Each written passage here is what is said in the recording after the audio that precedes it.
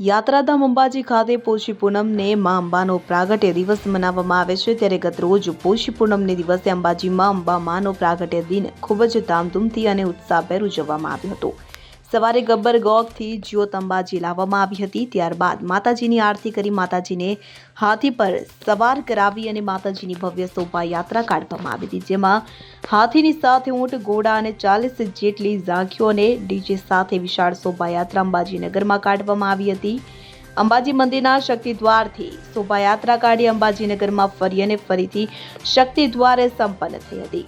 શોભાયાત્રા દરમિયાન ગામ લોકોએ અંબાજી ગામને સુંદર રીતે શણગાર્યું હતું। શોભાયાત્રામાં ઠેર ઠેર પુષ્પ વર્ષા કરવામાં આવી હતી। ગામના ભાવિ ભક્તોએ જગ્યાએ મા અંબાના પ્રસાદનું વિતરણ પણ કર્યું હતું।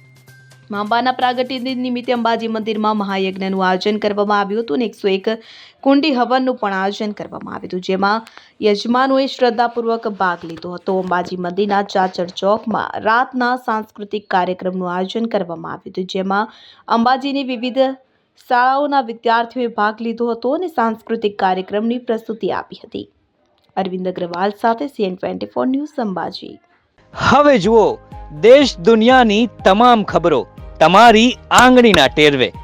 ઉઠાવો મોબાઈલ અને Google Play Store પરથી ડાઉનલોડ કરો અમારી CN24 ન્યૂઝ મોબાઈલ એપ।